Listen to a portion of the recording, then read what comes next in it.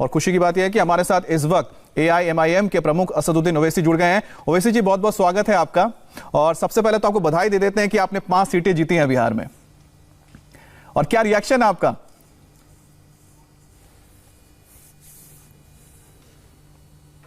नहीं, मेरे पास अल्फाज नहीं है कि मैं बिहार की जनता का और ख़ास तौर से सीमांचल की जनता का कैसे शुक्रिया अदा करूं कि उन्होंने हम पर इतना बड़ा हमको मखरूस कर दिया अपनी मोहब्बत से, अपने वोटों से जी। अब हमारी सिर्फ कोशिश यही होगी कि हम उनकी उम्मीदों पर उतरें और हमने जो वादे किए उसको पूरा करने की हम कोशिश करेंगे। यकीनन हमारी पार्टी के लिए एक बहुत बड़ी कामयाबी है। मैं अल्लाह का शुक्रगुजार हूँ, और ख़ास तौर से हमारे स्टेट के प्रेसिडेंट अख्तर ईमान साहब का, हमारे पार्टी के ऑब्जर्वर माजिद हुसैन का, और पूरी बिहार की टीम का कि 5 साल से ये सब लोग मेहनत किए अख्तर साहब की क़यादत में, और हमको ये नतीजा मिला है। तो यकीनन इन सब की मेहनत की बिना पर, आवाम की मोहब्बत और उनके साथ की वजह से ये हमको कामयाबी मिली। अच्छा ओवैसी जी, पहली बार आपने 5 सीटें जीती हैं बिहार में, और लेकिन आपको पहले लोग कह रहे थे कि आप वोट कटवा हैं, आप बी टीम है बीजेपी के। जो इल्जाम लगाए जा रहे हैं और कहा जा रहा है कि आपने आरजेडी के वोट काटे, इसमें कितनी सच्चाई है?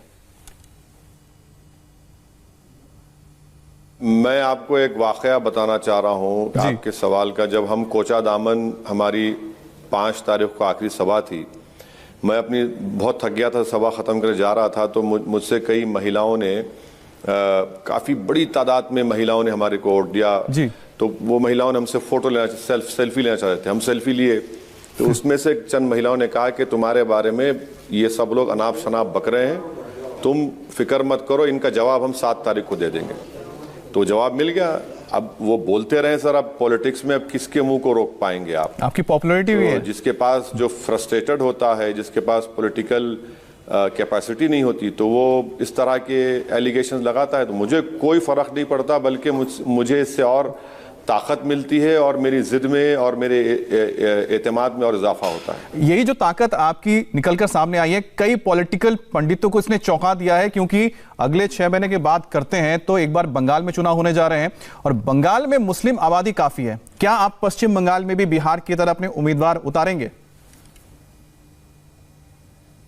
हम बंगाल के, हमारे जो पार्टी के यूनिट के जिम्मेदारान हैं, उनसे बातचीत करेंगे और उनसे पूछेंगे कि वो कितना ज़मीन पर ताकतवर हैं, कितने वो कैपेबल हैं, और अगर वो हमको कॉन्फिडेंस दिलाएंगे और उनके पास उतना कैपेबिलिटी है तो यकीनन अच्छा फैसला लेंगे।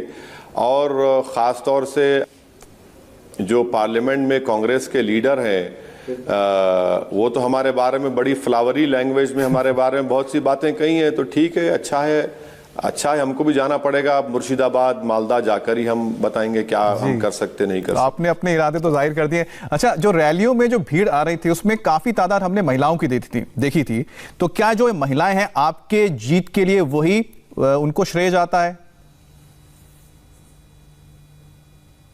मैं अपने छोटे से सियासी करियर में, मेरी सभाओं में मैंने पहली मर्तबा देखा कि अगर मेल मर्द लोग हैं तो कम से कम 40% के करीब महिला होती थी, बहुत ज़्यादा तादाद में। मैंने कभी इतनी महिलाओं को हमारे पब्लिक मीटिंग्स में नहीं देखा।